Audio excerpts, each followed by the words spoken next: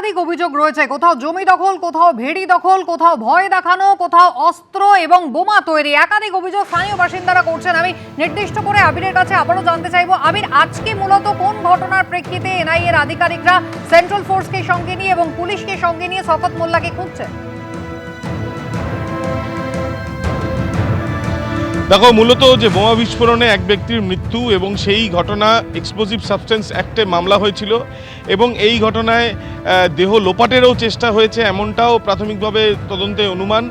এবং পুরো ঘটনাটি যে ঘটেছে সেটা উদ্দেশ্য ছিল অন্য, পরিকল্পনা করা হয়েছিল অন্য, সেটা হচ্ছে নির্বাচনের আগে এবং নির্বাচনের দিন যাতে একটা ভয়ের বাতাবরণ তৈরি করা যায় ভোটারদের মধ্যে।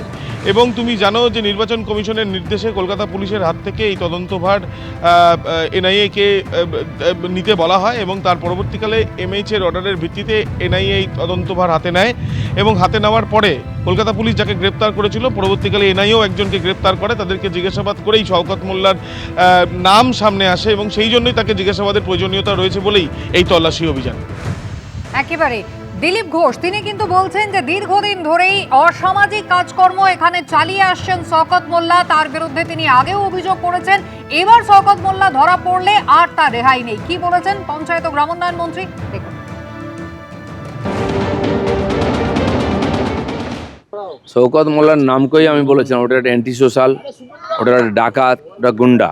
আমাদের মাননীয় রাষ্ট্র সভাপতি নাড্ডাজির গাড়িতে যে অ্যাটাক হয়েছিল তাতে ওই নেতৃত্ব দিয়েছিল, মাইকে করে লোককে উস্কাচ্ছিল। অনেক পাপের ভাগিদার, ঢুকলে আর বেরোবার সম্ভাবনা কম। এপ্রিল মাসে নির্বাচন হয়েছে, তার আগে 18ই মার্চ ভাঙড়ের চালতাবেড়িয়ার পশ্চিম বামুনিয়া গ্রামে ভয়াবহ এক বিস্ফোরণের ঘটনা ঘটে। বিস্ফোরণের কয়েক ঘন্টা পর তৃণমূলের বুথ সভাপতির দেহ উদ্ধার হয়। ভাঙড়ে বোমা বাঁধতে গিয়ে জখম হয়েছিলেন তৃণমূল নেতা মশিউর কাজী, যার দেহ এই ঘটনাস্থল থেকে প্রায় 24 কিলোমিটার দূরে হাড়োয়ায় উদ্ধার হয়েছিল। ঘটনাস্থল থেকে অ্যাম্বুলেন্স করে পালানোর সময় পথেই ওই তৃণমূল নেতা মশিউর গাজীর মৃত্যু হয়। এরপর হাড়োয়ার ঝুঝুরগাছার কাছে তার দেহ ফেলে পালিয়ে যায় অন্যরা। আর সেই ঘটনার প্রেক্ষিতেই শওকত মোল্লার খোঁজ এবার পেতে চাইছেন এনআইএ আধিকারিকরা। বিস্ফোরণের ঘটনার পিছনে শওকত মোল্লার নাম জড়িয়েছে এমনটাই তাদের বক্তব্য। শুধু তাই নয়, প্রচুর পরিমাণে বিস্ফোরক উদ্ধারও কিন্তু হয়েছিল এই ঘটনার পরপরই এবং সেই ঘটনায় শওকত মোল্লাকে খুঁজছেন এনআইএ অফিসাররা।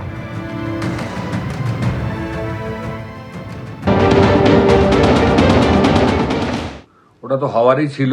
তো বোমা বিস্ফোরণ কাণ্ডের মূল মাথা হচ্ছে শওকত মোল্লা এবং এই দক্ষিণ বামুনিয়া ভোটের আগে থেকে যেভাবে বোমা মজুত করা হচ্ছিল ভাঙড়ের বিস্তীর্ণ এলাকা জুড়ে, যার কারণে নওশাদ সিদ্দিকী বিধায়ক উনি এনআইএ তদন্ত দাবি করেন এবং সেই তদন্ত নেমে একটার পর একটা যারা মূল এর সঙ্গে যুক্ত ছিল, যারা বোমবারের কাজের সঙ্গে যুক্ত ছিল এবং যাদেরকে বরাত দিয়েছিল, এই শওকত মোল্লার নেতৃত্বে পুরো ঘটনাটাই ঘটে। ইতিমধ্যেই অ্যাম্বুলেন্সের ড্রাইভার যে অ্যাম্বুলেন্সে করে ডেড বডিটাকে পাচার করা হয়েছিল বা এর যে মূল যে কারিগর ওই দুল, সেও অ্যারেস্ট হয়েছে, যে আর কি বাঁটাকে অর্গানাইজ করছিল শওকতের কথায়। প্রত্যেকেই আরো অনেকই মাথা রয়েছে এতে যুক্ত। আগামী দিনে আরো প্রকাশ পাবে যে কারা কারা এই ঘটনার সাথে প্রকৃত যুক্ত ছিল। এনআইএ নজরে এবার প্রাক্তন তৃণমূল বিধায়ক শওকত মোল্লা। একেবারে সাত সকালে আজকে এনআইএ টিম পৌঁছে গিয়েছে শওকত মোল্লার বাড়িতে। জীবনতলায় শওকত মোল্লাকে তার বাড়িতে না পেয়ে তার ছেলেকে তারা জিজ্ঞাসাবাদ করেন এবং ছেলেকে সঙ্গে নিয়ে শওকত মোল্লা যেতে পারেন এরকম সম্ভাব্য জায়গাগুলোতে এনআইএর অফিসাররা তারা ঘুরে বেড়াচ্ছেন। ভাঙড়ে একটি বিস্ফোরণের ঘটনা ঘটে মার্চে এবং সেই ঘটনার সঙ্গে শওকত মোল্লার যোগাযোগ রয়েছে এই অনুমান করেই কিন্তু এনআইএর আধিকারিকরা তারা ইতিমধ্যেই খানা তল্লাশি শুরু করেছেন। বিভিন্ন জায়গায় তারা গিয়েছেন, কখনো রেস্তোরাঁয় গিয়েছেন, কখনো অন্য তৃণমূল নেতার বাড়িতে গিয়েছেন, আত্মীয় স্বজনদের বাড়ি থেকে শুরু করে একেবারে তৃণমূলের পার্টি অফিস, কোথাও কিন্তু শওকত মোল্লার কোনো খোঁজ এখনো পর্যন্ত এনআইএ অফিসাররা পাচ্ছেন না। কোথায় গেলেন শওকত মোল্লা? আত্মগোপন করে রয়েছেন তিনি। আবির দত্ত সরাসরি আমাদের প্রতিনিধি রয়েছেন আমাদের সঙ্গে। আবির, একেবারে সকালবেলা থেকে একাধিক জায়গায় এনআইএ অফিসাররা তারা ঘুরে বেড়াচ্ছেন শওকত মোল্লার ছেলেকে সঙ্গী করে। এখন তারা ঠিক কোথায় গিয়েছেন, সকাল থেকে এখনো পর্যন্ত কোন কোন জায়গায় তারা পৌঁছলেন? দেখো, প্রায় 6 জায়গাতে এখনো পর্যন্ত তল্লাশি অভিযান চলছে শুধুমাত্র শওকত মোল্লার খোঁজে।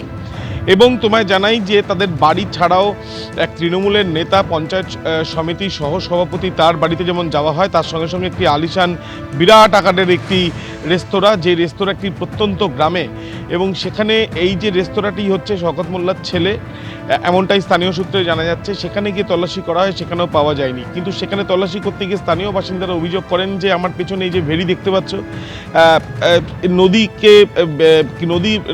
নদীর আশেপাশে এরকম ধরনের ভেড়ি তৈরি করে জায়গা দখল করে একেবারে নদীর ওপরে এক অংশকে বুঝিয়ে দেওয়ার চেষ্টা হয়েছে বলে তাদের অভিযোগ। একের পর এক জমি নিয়ে সেখানে বড় বড় রেস্তোরাঁ তৈরি করা হয়েছে, বিল্ডিং তৈরি করা হয়েছে। শওকত মোল্লার বিরুদ্ধে তারা অভিযোগ করছেন। কিন্তু এই তো গেল বিভিন্ন জায়গা জমি নিয়ে অভিযোগ, এবং সেক্ষেত্রে নদীর জায়গা নিয়ে নেওয়া বা ভেড়ির জায়গা সেগুলো বুঝিয়ে নিয়ে নেওয়া, এই ধরনের অভিযোগ। কিন্তু যে অভিযোগের ভিত্তিতে এই তল্লাশি অভিযান চালানো হচ্ছে, সেটা মূলত হচ্ছে যে বোমা বিস্ফোরণের ঘটনা ঘটেছিল সেখানে এক ব্যক্তির মৃত্যু, সেই ঘটনার পরিপ্রেক্ষিতে। কিন্তু শওকত মোল্লাকে গতকাল পর্যন্ত এই এলাকার বাসিন্দারা তার বাড়ির কাছে দেখেছেন, এবং গতকাল এনআইএর কাছে খবর যে গতকাল তারা সে কলকাতাতেও গিয়েছিল ঠিক এই বাড়ি থেকে, তো তারপর থেকে তার খোঁজ নেই, সে কোথায়। সেই খোঁজে বিভিন্ন জায়গায় তার আত্মীয় স্বজন থেকে আরম্ভ করে বিভিন্ন জায়গাতে সম্ভাব্য যে জায়গায় থাকতে পারে বলে পরিবারের তরফ থেকে বলা হচ্ছে, সেখানেই তল্লাশি অভিযান চালানো হচ্ছে। এবং এনআইএর একটি সূত্র থেকে আমরা যেটা জানতে পারছি যে তারা মনে করছেন এই বিস্ফোরণের ঘটনা মূলত দুটি কারণে ঘটেছে। প্রথম, বোমা তৈরি করা হচ্ছিল এবং নির্বাচনের আগে ভয়ের বাতাবরণ তৈরি করার জন্য। দ্বিতীয়, এই ঘটনার পিছনে শওকত মোল্লার একটা হাত থাকতে পারে, এবং সেই জন্যই যে অভিযোগগুলো সামনে এসছে, তথ্য প্রমাণ সামনে এসছে, সেই পরিপ্রেক্ষিতেই তাকে জিজ্ঞাসাবাদের প্রয়োজনীয়তা থাকলেও এখনো পর্যন্ত কোনো রকম এনআইএ-কে সহযোগিতা শওকত মোল্লা করেননি। একেবারে শওকত মোল্লার হদিশই কিন্তু এখনো পর্যন্ত পাওয়া যাচ্ছে না। আবির, আমি তোমার কাছে আবারও আসবো, তুমি সঙ্গে থাকো। স্থানীয় মানুষরা কিন্তু এবার ক্যামেরার সামনে মুখ খুলছেন, ভুরি ভুরি অভিযোগ রয়েছে শওকত মোল্লার বিরুদ্ধে। দেখুন। না না, পালায়নি, যেখানে হোক লুকিয়ে আছে। ক্রিমিনাল কোনো দিন পালাতে পারে না, মাটির ভিতরেই লুকিয়ে আছে, এখানেই আশেপাশেই লুকিয়ে আছে। আশেপাশে লুকিয়ে আসে, তদন্ত করলে ধরা পড়বে।